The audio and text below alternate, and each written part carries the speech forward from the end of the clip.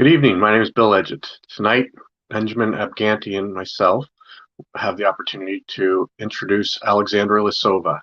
Alexandra Lysova is a researcher from Simon Fraser University in the field of intimate partner violence. I thank you both for coming in here this evening, and Alexandra, I'll turn it over to you so you can give us a little more information about yourself and your research. Thank you so much, Bill. Thank you so much, Ben, for inviting me. It is a pleasure to be on this show. I do research on intimate partner violence and domestic violence at Simon Fraser University in the School of Criminology. And I've been studying domestic violence for the past 20 years. And I started doing this work back in Russia, where I focused on violence against women and children. And men's issues are and have been and still are hardly discussed. So in this presentation today, I would like to share with you the results of my work on intimate partner violence, primarily in Canada, the work I'm doing in the past 13 years. And I've been focusing on men's issues and men's victimization. And in fact, I want to see this issue as a part of the complex picture of domestic violence. It's important not just to focus on men or focus on women separately. It's really important to look at domestic violence as a complex phenomenon and to understand that by helping all the victims that suffer in the relationship and looking into the complex dynamic, this is how we can help the families and the children involved in violence between the partners. And now I'd like to actually try to show you my presentation. Yeah, I can see it now. So a couple of words probably. So male victims of intimate partner violence and homicide is a difficult topic to discuss. Some consider it as a controversial issue, and that stops some researchers from actually joining this area of research because it's difficult. There are some barriers to studying this issue, and it is difficult. And I will show in my presentation the potential causes and explanations for why it is seen often as a controversial topic, and why it's not actually controversial, but it's just a human issue, and we have to try our best to help all victims of abuse, including men. And again, talking about male victims, it does not mean that we ignore the suffering of female survivors or don't play the experiences. Women do experience severe intimate partner violence, including homicides, at a much higher rate than men do. But at the same time, it is very important to pay attention to all victims involved in the violent intimate relationship. And as I've mentioned before, only by looking at the complex picture, trying to understand the complexity of intertwined relationship, we can actually try to address domestic violence better. So when people usually hear the words domestic violence or intimate partner violence, what kind of impressions they usually have? So in other words, what's the perception of domestic violence? And many studies on perceptions show that people usually think immediately about violence against women. So men are perpetrators of abuse and women are victims. And these messages are abundant in the media, in the research, in the entertainment. This is what first comes to mind. Even when individuals are presented with the information that it's not only women who suffer from domestic abuse, but it's also men, individuals usually have this idea that maybe, even if it's true, then consequences of abuse are much more severe for women, or they experience as a much more serious issue than men do. So again, they find their way to explain it kind of that it has very different impact on women than on men. And of course, whenever facts are there that the men suffer from abuse, psychological, physical, sexual, then other type of attitudes comes to play, something like don't worry, boys are just supposed to like this, or they just don't experience violence in the same way, they just don't care that much, it's not severe enough. So we see this kind of downplaying the effect of abuse on men, and this is something that is one of the issues to studying domestic violence or intimate partner violence against men. So I've actually tried to look into the issue, what are the sources of this for this controversy in studying male victims of domestic violence. And again, these are some of my ideas. Being in the field quite alone, I came up with several explanations. So one of them is focus on violence against women as the major mainstream theoretical framework within the area of domestic violence. I show here just several titles of the fundamental works in the area of domestic violence from the 70s and 80s. And this is what laid out the foundation for the entire area of domestic violence as a research area and then as a practical area. So focus on fighting for the equal rights with men, looking at the feminist explanations of domestic violence with a focus on patriarchy and control on men's part, and poor or women who lack power in the relationship. So you see feminist perspectives on wife abuse were prevalent and still very prevalent. It has the name of gender perspective, or you can also hear the name gender-based violence. Gender-based violence is the term coming from the feminist perspectives because the focus is on violence against women there. So it doesn't mean that it's gender-based, it's based on any gender. It's basically focusing just on women. So that was a bit confusing to me, and now I understand that this is how it's defined, not quite as it sounds. And then within the feminist background, whenever women perpetrated violence, it was explained as self-defense and self-protection. So you see it from the title Angela Brown, When Battered Women Kill. So whenever women kill or perpetrate violence against men, it was mostly seen as a response to violence from men in the first place. And then another book, you can see those Dobash books, and that's Changing Violent Men. So when it comes to the implications of this theoretical perspective, so what do we do about domestic violence? In other words, how do we help women by changing violent men? So you see, that is why it's so important to look into what are these theoretical grounds behind the area, because we see what kind of questions we ask, and then what kind of answers we get, and what we use it to build the entire work for implications. So this is one of the source for the controversy. So men just don't fit here. They're just not seen as victims. They are seen as perpetrators, violent perpetrators. They may be killed by battered women, and it's important to change those violent men. So the second source of controversy about even talking about men then, about male victims, is that they just don't fit that image of the perfect victim. Perfect victim is a term from criminology explaining that we feel sympathy, we want to help those who are weak or who needs our help. Men just not there. Even when we talk about children, we talk about the children and women being weak. And even when women express anger, it's just this idea that what have they done to her, right, to deserve that type of reaction? And of course, the case of Johnny Depp and Amber Heard, maybe some of you followed that, trial and know what happened.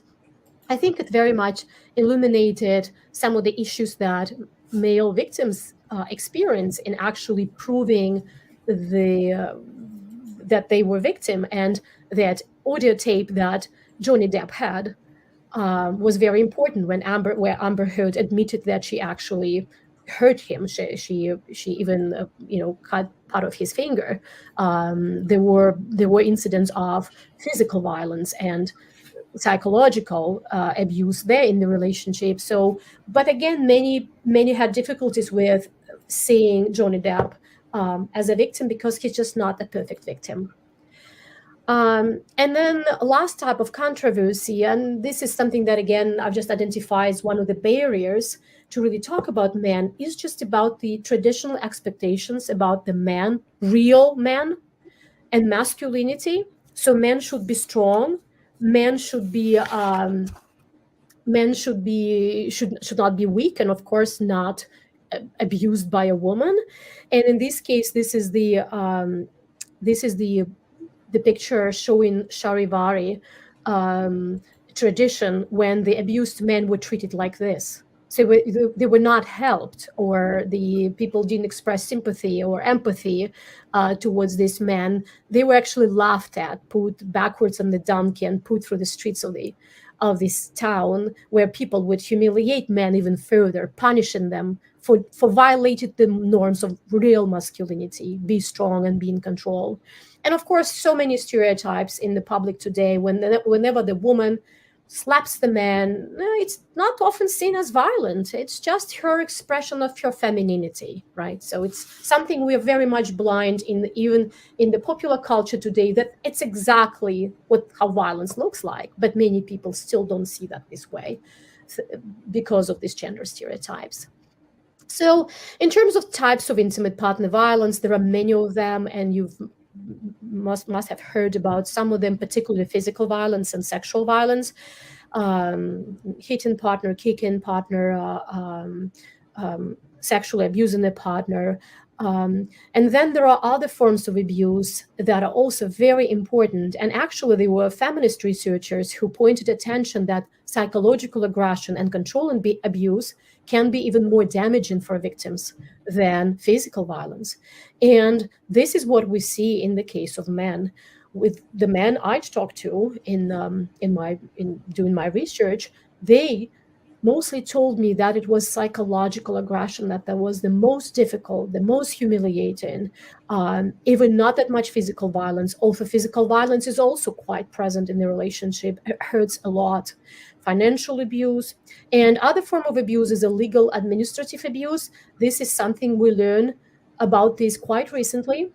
And this is when one of the partners uses the resources to hurt the other partner, or uses the criminal justice system, family court, police, to hurt the partner, to falsely accuse the partner, to get custody over children or some other benefits. Again, this is just some of the forms, some of the terms I will be using in my presentation. So there is this big issue around, so how many are victims of male victims of abuse are out there? And this is where it becomes complicated. This is where one side, so feminist-based researchers, gender-based researchers, usually use official police data to show that male victims are very much less likely, men are much less likely to be abused than women do. But it's very important to understand that the official police data is not the only source of information. And there is another very important source of data on intimate partner violence, in some ways much more reliable. And this is Canadian General Social Survey on Victimization. So GSS, this is the survey conducted by Statistics Canada, and victimization component is conducted every 5 years. So the sample of about 30,000 people randomly selected from Canada, which means that they represent the Canadian population, are selected, and they ask questions based on the conflict tactic skills. For example, have you ever been hit by your partner? Did your partner ever kick you or slap you in the face? So the questions do not sound like, are you a victim of abuse? Something that allows a lot of subjective interpretation. No, it's a very much behavioral scale that asks several questions that are very specific about the forms of behavior individuals experienced. In this way, we actually increase the reliability and validity of this scale. So in any case, in terms of the official police data, I show this image here of the iceberg. So why?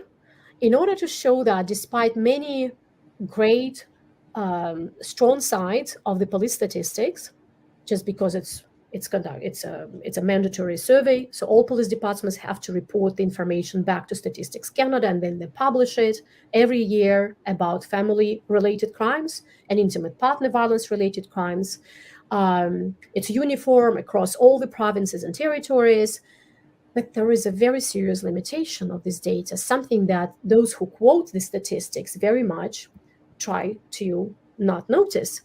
And this is that these statistics show only the tip of the iceberg. So we only see a small proportion of cases that actually come to the attention of the police. So the violence most likely is severe enough to get attention of the police or the neighbors who call the police or the individual who actually gets to the hospital that actually also inform the police then. And the majority of the cases actually outside of the attention of the police. How many? According to the Canadian General Social Survey on Victimization, among those people who were identified as victims of intimate partner violence, 80% of them said that they never reported these incidents to the police and they never were known to the police. 80%. So what does it mean? It means that we need to at least use two sources of information. We need to use official data, but at the same time to acknowledge its limitations and understand that these are the most serious crimes. And then there is a general social survey on victimization that shows much more comprehensive picture about victimization in the population. The limitation of this source of data is that it has low chances to get to the most serious cases, right? Because serious cases are very rare, and to get them into the survey, its chances are very low. So this underrepresents the serious cases of abuse. So both sources should be used. So let's look at what the sources show. So this is if you look at the police data, and this is police reported statistics on intimate partner violence in Canada in 2018. So what you can see if you look at the left side, you can see IPV here. So this is for intimate partner violence, all recorded crime, intimate partner violence related crime. You can see that there was over 78,000 of cases against women. And there were over 20,000 cases where male were victims of intimate partner violence. And in the majority of these cases, they were female partners in a heterosexual relationship. So you see that the proportion of men is around 21% among the victims of intimate partner violence. There are more men, if you see over there, non-intimate partner violence, men are more likely to become victims of abuse, of violence overall.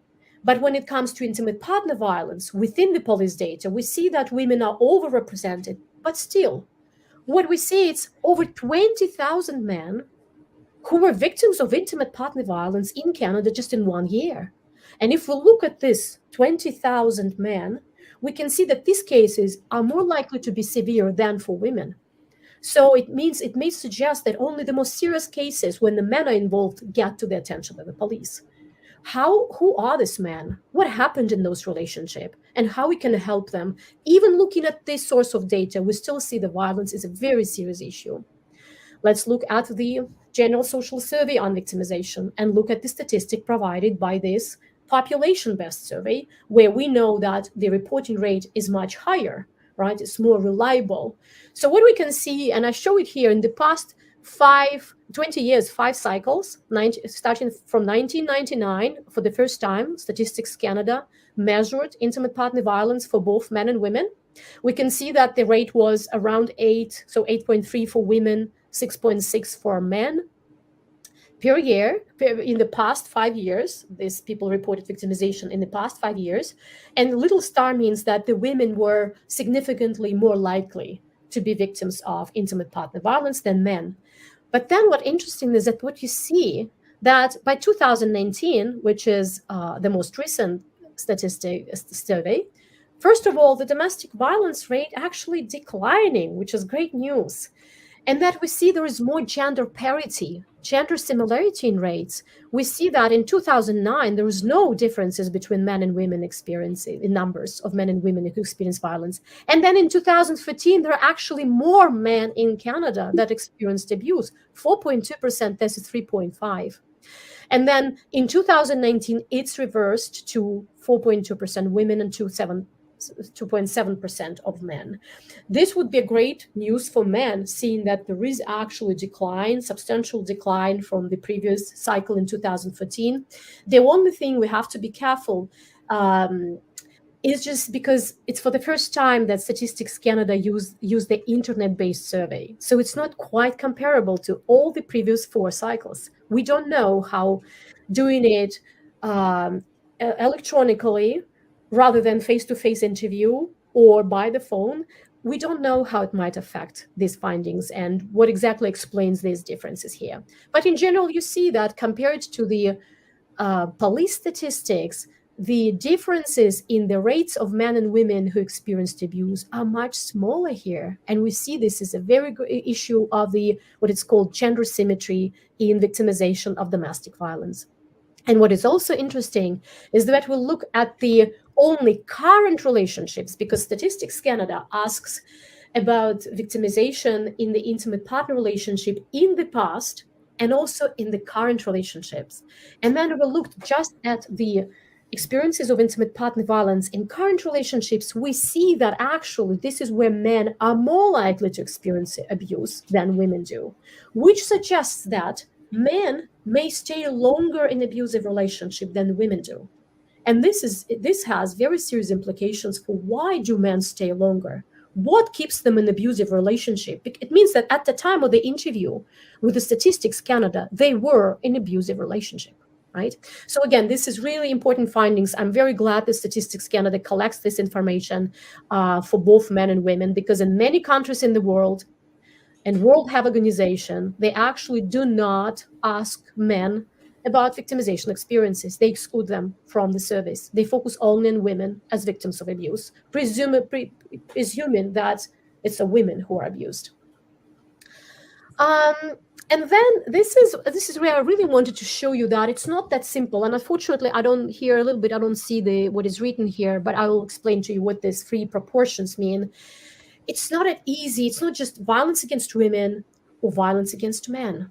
Now we actually know that in the majority of the violent relationship, it is both partners who are violent. It's called bidirectional violence. There are different types of dynamic in physical intimate partner violence relationships, and majority of them is bidirectional. And the left side here, the very large proportion of cases, it's over 53% of cases, or 58% of cases, 58%, close to 60% of all cases of violence in the intimate relationship, it's bidirectional. So what happens is that when Statistics Canada asks the respondents in Canada if they ever were victims of abuse, asking them if your partner hit you or kicked you, in reporters, the participants would say yes, but Statistics Canada doesn't ask the question if you ever hit your partner or kick your partner.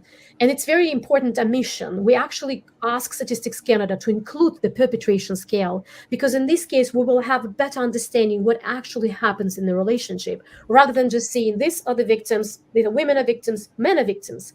Those studies that actually asked both perpetration scale and victimization scale, we see that the majority of them actually use violence, both of them the partners. So it's bidirectional, very complex. And then male-only violence, it's about in 13% of cases, and in 28% of cases, it's female-only perpetrators. This is a very important finding, very unusual, something it's hard to expect that women would initiate violence even in more cases than men.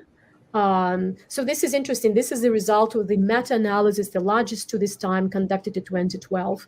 And I know the group of researchers working right now on examining all the literature up to date, what if it's changed in the past 10 years. But it's very interesting to learn. But we need to understand that it's a very complex issue of intimate partner violence. In terms of the consequences of violence for men, there is this myth, and I've mentioned in the beginning. Myth means erroneous belief. Just men are just not hurt by violence. It just doesn't affect them in the same way as women. What is true is that men are much less likely to report that they experience fear in the relationship. That is true. And men are less likely to report that they've been injured than women do. And still, when we look at the men in Canada who experienced injuries, around 12% of the sample experienced injuries. There are many more women, but what about this 12% of men who are injured? Is it important to look into these cases and see how we can actually prevent these cases from happening in the first place? And then we know the group of studies, a group of researchers in the United States, my colleagues studied victims, male victims, group of male victims, very large group, actually around 600 men who were victims of abuse. And they found a lot of psychological negative consequences of abuse, including suicidal thoughts, depression, and all kind of issues and symptoms of a post-traumatic stress disorder. And even in Canada, we found that men reported some of the symptoms. 19% of the sample of male victims reported experiencing symptoms related to post-traumatic stress disorder. It is serious. It's not something that men just don't notice, or it just goes unnoticed and it's not severe enough. It is severe. It has serious consequences for men, and it has serious consequences for men's children in the relationship who are there to witness this abuse. There are many affective symptoms that they experience: anxiety, conduct problems, emotional problems, and so on. The next important question, so what about help seeking? So there are men, very, very many men in Canada who experience abuse. In 2014, the estimates were around over 400,000 men who were actually abused in Canada by their intimate partners, majority of whom are women. So what do these men do? Where do they go? Who do they talk to? Do they look for help? And then when we look for help-seeking behavior, we find that men are so much less likely to look for help. They just don't go to the doctors. They don't go to the police. They rarely talk to their coworkers or they don't go to shelters. And we wanted to know why. What stops men? In other words, what are the barriers for their help seeking? And the paper that my colleagues and I published in 2022 called Barriers to Male Victims Help Seeking. And these are just some of them here. So you see, we identified two major clusters of barriers. One cluster called internal barriers, internal, something related to how men think about the self and what they know about the relationship. And the second cluster of barriers is external barriers to help seeking. So we found that the internal barriers are really serious and stop men from seeking help, meaning that they will stay in abusive relationship. Abuse may escalate both for them and for their children. It can lead, unfortunately, to domestic homicide in some cases, right? And we know that when it comes to domestic homicide, in 25% of perpetrators, when the men are perpetrating homicide, in 25% of these cases, then they commit suicide. So this is really become really serious if it goes untreated and not discussed. So what are these internal barriers? They are just blind to the abuse. This is a very important barrier. We found that men have difficulties really talking about abuse. They just don't see it that way. If you describe the same situation and just change the gender of the individual in there, they will say, of course, it's abuse. Oh my God. But when it happens to them, when they are humiliated, when the partner throws things at them, controls them, checks their emails, gets into the phone, she just wants to know more about, she just worries about. So they find all kind of excuses or kind of explanations. They don't see it as abuse. And if you do not call it abuse, it's very difficult to start looking for the exit in those relationship or trying to do something about it, right, and find help. Many try to normalize relationship. Men try to maintain relationship for the sake of their children and the family unit. They find themselves responsible, keep saying, oh, it's just my job to fix relationship. It's me who has to be in charge. I have to tolerate that just for my kids. Male roles, of course, being a man, and I'm embarrassed. How can I admit that I'm abused? Or I can't even tell it to anybody else. It's so shameful and embarrassing. And many excuses of women. It's very interesting that I've talked to many men, and they do not blame their partners. They do not call the names. They're just basically saying, we have to admit that she had a difficult childhood, or she has a substance use issue, and they try actually explain that happens in the relationship. And external barriers, mostly related to the idea that they experience fear with seeking help. They don't know what happens if they call the police. They think that they may be arrested. Their life will be changed forever. They will not see their kids again. They hear these stories in the news. They know it from their friends. They are afraid and nowhere to go. If they want to go, where do they go? They told me. Where do I call? I tried to call. I actually tried to Google some services. I called them. They say, sorry, we don't know how to work with you. Just need to find something else. So yes, this is another barrier. So this is a really important issue. If we want to start helping men, we need to find out what stops them in the first place and how we can address those issues. And the very important issue that I'd like today to discuss in my presentation is, of course, the presence of children and men's relationship. We talked to men, and even without asking them directly about children, many of them in our international study talked about children. And I just give example of several themes that we identified in our work. Abuse in front of children. So that was Rob. The kids are really the Achilles heel. I never felt that she was able to penetrate my armor until the kid came along, and she was able to embarrass me, humiliate me in front of my own child. And that was when really began to suffer. So using children as weapon and to abuse men, and that was Peter.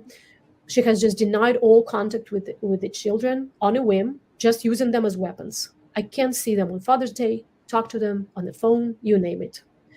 Parental alienation, a huge issue, and some argue is a type of domestic violence and should be seen as a type of domestic violence. She took her and she paraded with false claims of domestic violence. So a lot of false allegations goes in this area. A little bit more. So some men actually, we came to this term gendered enterprise of the criminal justice system. So Meek, everything that she had accused me of doing for the criminal court that I was acquitted of, she admitted to doing to me herself. I still couldn't actually go back to my house and see my children. So the idea is that the entire system works against men. It's been designed for women to help women against men. Men just don't fit them. Cold shoulder to male victims, we taught this theme this way because like Damien and many other participants told us, I tried to get some help for the children because she was severely abusing the children. And the police just didn't believe me. They couldn't care less what I said. And finally, about the children, men tolerating abuse for the sake of children. And this is something that gives us an indication that men may stay in the relationship of abuse for the sake of children. For example, Martin, basically, I just kept it within the family unit. I did what I thought would be best to try to solve it, to work hard. I wanted to protect the children. Men told us, if I go, what happens to them? Right? Knowing that they will stay with the abuser. So they wanted to help be there, even though they knew that they would be abused. Lack of services for men with children, nowhere to turn. Meek, there was a point where I was witnessing my children being physically abused by their mother, and there was nowhere for me to go. There is not a shelter for an abused man and his children anywhere in the country. And we talked this before. Actually, in Canada, there was a first shelter was open in April 2021. So I think it's really important. Hopelessness and helplessness. Chris, if you have children, you can't escape. Meaning you cannot escape abuse.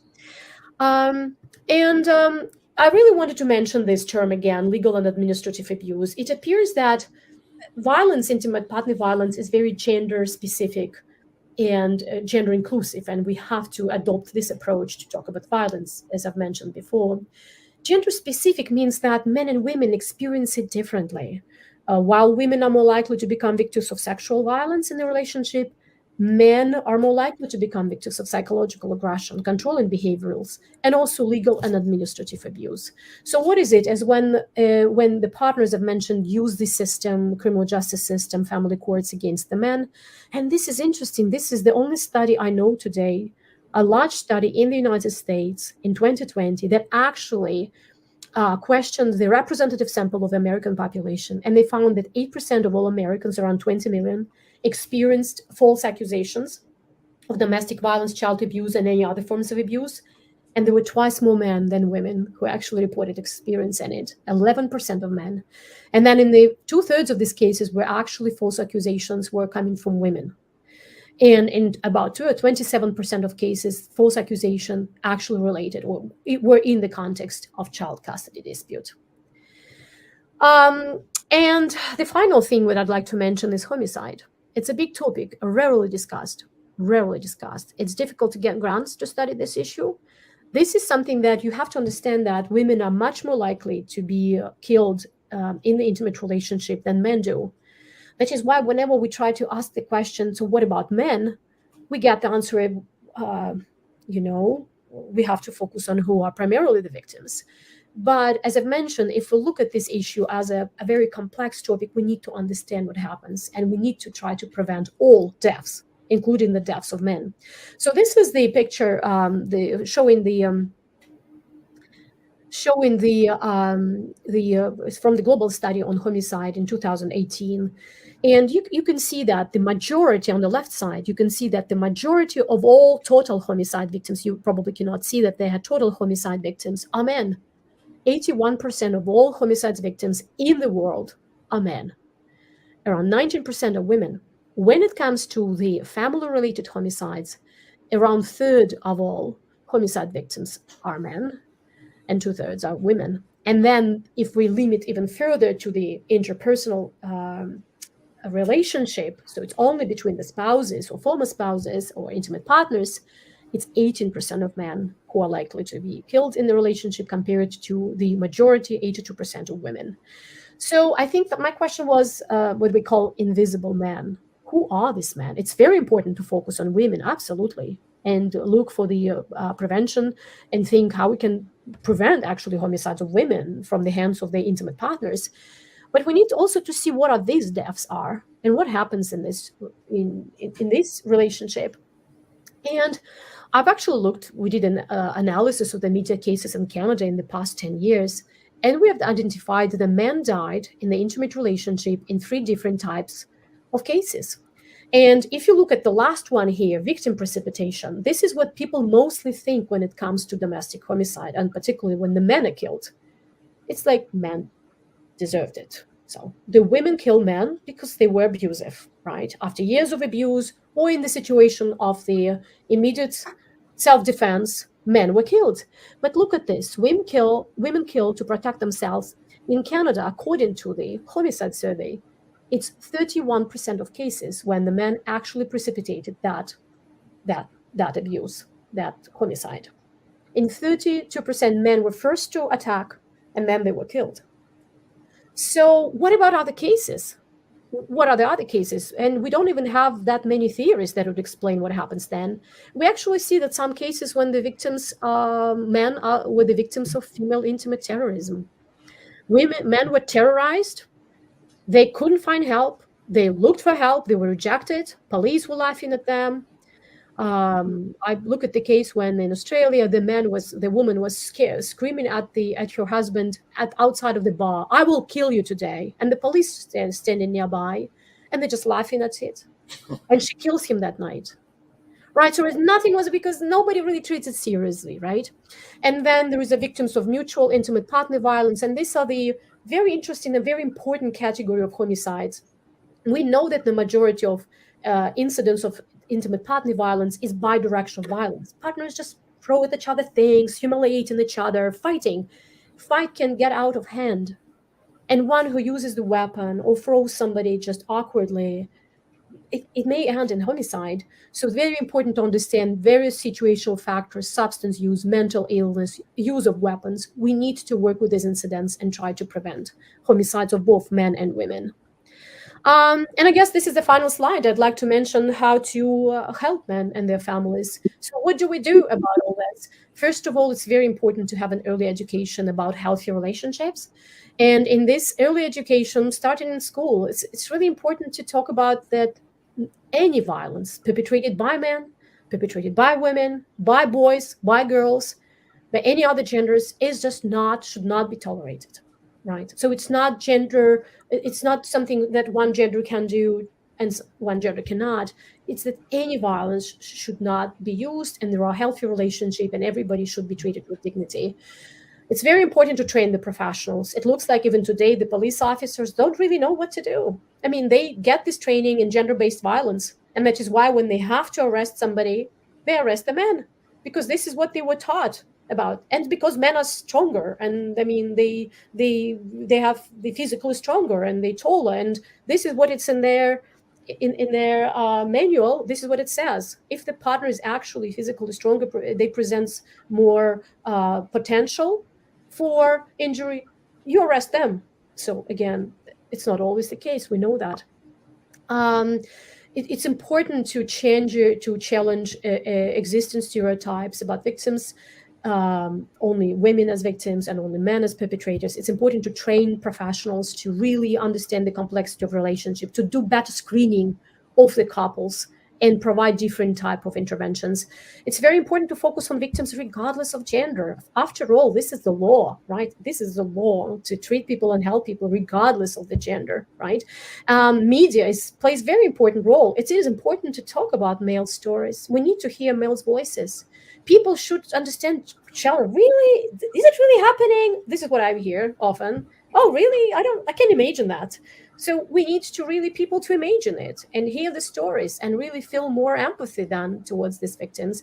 And it's also very important to promote agency among men themselves, for men to take the control in their own hands and fight for their safety, right? To try to work about this and find the ways to be more active and proactive. And I thank you, your group and your podcast, for bringing attention to this, because I think this is all part of it, something that actually helps so many men, their loved ones, to really create that foundation, create the basis. Thank you so much. That was what I wanted to say. Thank you, Dr. Alexandra. Truly appreciate this. I have a couple of questions on our social media platforms. Before I do that, Bill, do you have any questions for Dr. Alexandra, or we should go through the questions first and then we can? Well, I just again, I had the opportunity to speak with Alexandra before, and your information and your presentation is incredible. It's very informative, and I hope there are people that this will help today. I see a number of questions people are asking, and we'll try to get those questions out and see if you can answer them for people. All right. So is it okay to take a slide off the screen for now, Doctor? Yeah, sure. Okay. So this stream. So our first question is on our YouTube channel, and I have the question showing below. How do we break the stereotypes that forces men to suffer in silence for the fear of not being believed, or the stigmatization of being called weak? I think this is the answer to this question we heard from the men themselves. We actually asked this question to them. What do you think can help you, or could help you earlier, to recognize abuse and do something about it and find a way out or help yourself? And they told us, we need to hear more stories. We need to know there are other men out there. We're not alone. This is a very strong feeling that alienates men and keeps them in their shell, in their relationship, because they think it's just me. It's probably just me. And they're afraid to really reveal what happens to them, to the outside world, because of the stigmatization and fear of not being believed. And those men who participated in our interviews, in our focus groups with other abused men, they actually said, oh my God, it's so important. There are other men. We know that they stayed in touch to each other, because they said this is what important. When men know that there are other men who are suffering, and then this issue is treated seriously in the society, and you can see the reports coming from Statistics Canada that called violent victimization of men, it stops being very much prohibited topic for discussion. It's just people feel it's a very difficult, it's traumatizing experience, but people actually can reveal it. And I'd like to point out that this is something that happened about 40, 50 years ago with female victims. Nearly the same struggles. When they didn't feel that they can talk to anybody about that, and they believed people will laugh at them, will not treat them seriously. And look at this now, how it all changed, right? People would not question very much the experiences of women at this point. So yes, we see that similar dynamics should happen for men. Our next question, it's on a Facebook page.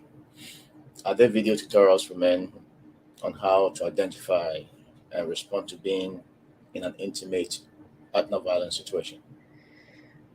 Yes, actually. What I just told even Bill before we started the show is that something is changing. There is much more materials right now, how to help male victims, about male victim stories. I know there is a lot of information coming from the United Kingdom, from Australia. In the United States, there are a number of centers working to help male victims. In Canada, there is a Canadian Center for Men and Families, and they create those videos, tutorials, and information. Very helpful. Yes, you can find video tutorials. You can find information about, even if you just put it, myths about male victims of domestic violence from different countries. There is information. There is 1, 2, 3.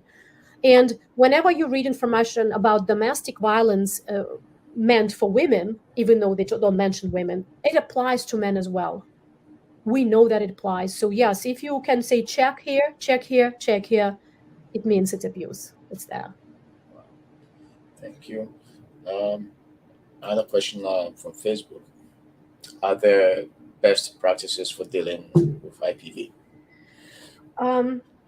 Yes, there are. I think the good news in this country is that something is changing in terms of the intimate partner violence. And as I showed you, in the past 20 years, there was a substantial decline in intimate partner violence victimization.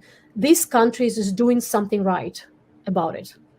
So it looks like the media attention to the issues, the laws, the funding that provides help for victims of abuse, the information resources, something's working. There are more specific programs that are tailored for the batterers or for the victims. And I know there is this literature, it's constantly developing on what are exactly the best programs, right? Duluth models, I'm not sure if you know about it, it's the feminist-based models, are not found as very effective because they very much kind of blame the man and do not recognize abuse in women. But there are more programs, cognitive behavioral programs right now. They find they so much more effective for both men and women. I talked to some men here in British Columbia, and they tell me that they loved some programs like 12-step program they have. They say, we love it. It changed my life. So yes, there are very good practices at the societal level, at more individual level as well. Now, before we come to the next question, I have a follow-up question to the same one. Yeah. And you had mentioned that Canada is doing very well in this in this regard. Unfortunately, for some of us that live in Canada, we don't feel that Canada is doing enough to address issues of men. Yeah. You take, for example, men's shelter. For example, there's only one men's shelter in the whole country, and that's in Toronto. I was reading a couple of materials over the week. Most of the grants goes to women to address violent behaviors against women and children, and somehow animals are treated much better than men. So what's the what sources do you rely on just to make some men that are following us tonight more comfortable and somehow assured that something is being done to address the issues of men? I think when I answer this question, I'm talking about intimate partner violence in general. And since I came from another country, from Russia, and I compare, and I like to look at the different countries and to look at the experiences of intimate partner violence in different countries, in Germany, in the United States, Australia, in the United Kingdom, Russia. I see that in Russia, nothing really changes. In the past 20 years, the rate of violence doesn't decline, It's just there in the same 25% of victims, and it's mostly women, right? Because men are just not even asked these questions still. So when I compare those experiences with what happens in Canada, it looks better because here there is a certain decline in victimization for both men and women. And we having this discussion at this point. And I'm seeing that in the past 10 years, some my colleagues looked into the simply number of papers on male victims in the past 10 years, and it's just this increase. It's just growing.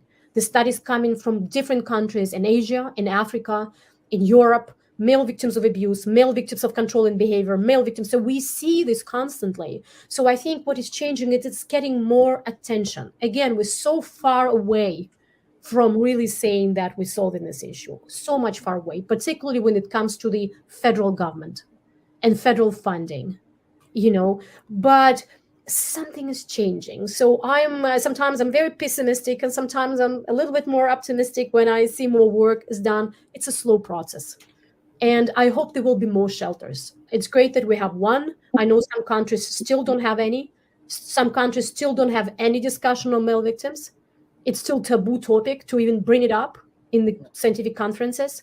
So I think it's just the beginning of a very important process, and everyone in different areas should keep talking, bringing this up, doing research, organizing groups. So this is important. This is how it goes. It unfortunately cannot change over time, overnight. It cannot become there's no perfect solution just right now. That's true. Thank you so much. I have another question from Wes, watching us on YouTube as well. Um, and his question reads: I heard Dr. Lysova mention a study in the US. Is there a reference to that study which we can read or find on the internet? You probably mean the study on administrative abuse, false allegations. I think maybe Yeah. this one. Yeah. Yeah, yes, it's available online. If you just put it, so is it? Yeah, you can find it. It's available. You can see the entire file. You can see the questions. You can see this is how we found it. So it's a gov. I need to get back to the slide exactly. It's Okay. yeah. If I'll bring or it up. I can send a link later, and then yeah. So I'll just let you know right away. If you go, yeah. So it's a YouGov survey. YouGov government survey. If you just put YouGov survey 2020 in the search, and if you can just include maybe false accusations, you may find this study online. And if you still have difficulties, please email me at alysova@sfu.ca, and I will be happy to share with you the link and the study. Thank you so much. And then we have another question from Kelsey. I believe you are familiar with Kelsey. He's watching us on YouTube. And his question reads: Who does training? Who does training regarding IPV targeted at men for police? I think this is what I'm aware of is in Ontario. My colleague and I, my colleague from the United States and I, we just developed the training for the police. And I think people from CCMF trying to find the way to start training or the Ontario police with that training, with that materials that we developed. So I hope it will become the norm. I think it's a lot of work behind the scene is if the police is willing to get the training, and how they actually administratively go about it, I don't know. But I know that some people from CCMF actually are planning to do that. Is this a training document public, or it's a private document that is, Yeah, at this most point, public it's use? something that we share just with the CCMF because they arranged it. We did it for them for this work, but it's very much Okay. based on what I've discussed today. Simply to acknowledge that it's very complex. It's not always shouldn't be automatically that the man held responsible. Yeah, so and I think it's a question that it's interesting to study, to look into how they actually do that in the United States. I think I've seen some websites where they say they provide training for the police, some non-governmental organization as well that help men. So I think there are ways to do that. It's not that straightforward yet, but there are ways. Okay. Now, from a public perspective, is there any training? Let's say Bill, wants to walk into a community organization and want to somehow create awareness on IPV. Is there any training material or documentation that Bill can just reference to and be able to provide an effective training to the community. If you're asking about the effective training for the community, Right. yeah. Not beyond the podcast, right? Is there any documentation or any material that can be used to train our communities? I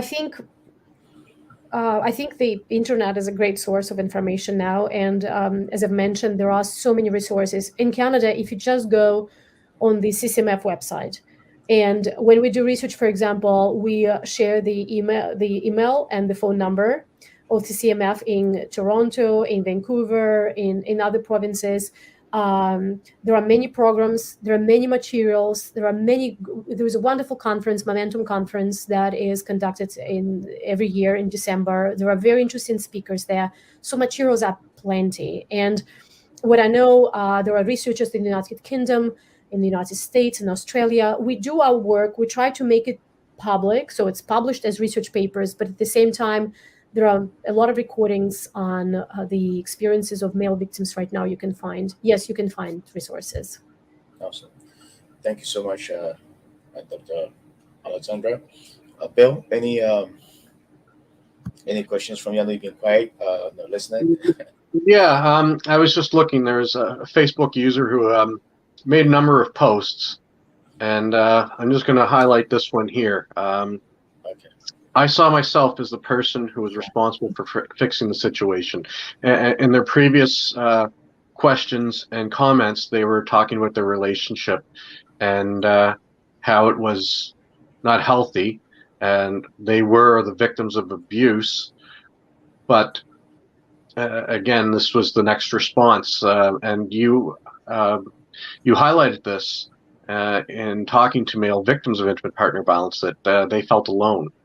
Mm-hmm. And they felt responsible and guilty for being in the situation they were in, didn't recognize themselves as being victims of abuse, but if they were asked if the same behavior was perpetrated against a woman, they would definitely recognize it as a form of violence and abuse. Mm-hmm. So I just wanted to highlight the comment of this person, this Facebook user. Yeah, can we post the entire comment, Bill? Sure, I'll put the comment here. This is okay. I entered into a relationship with a woman on and off for 10 years. She would come and go. I lost confidence and sense of my self-worth. In the interim, I got into a relationship with an abuser who hit and kicked and punched and tried to stab or drag me into situations where she could be hurt, grabbing steering wheels, breaking dishes, and trying to drag me into the floor, attacking me with my child in my arms.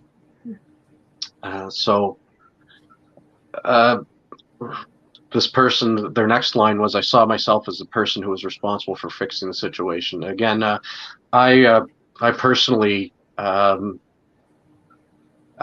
recognize the guilt and shame associated with being the victim of intimate partner violence and not necessarily recognizing that fact. So it's important, like you said, men need to speak up and speak out so that other men know they're not alone in being victims of this type of abuse, so they can get help and they can recover from what they just see as a normal situation that they have to deal with. It's not a normal situation. It's an abusive situation, and you need help and you need support. And anyone who is going through any kind of abuse like that, please reach out. You need to find a support group, and you need some resources to help you get through this situation.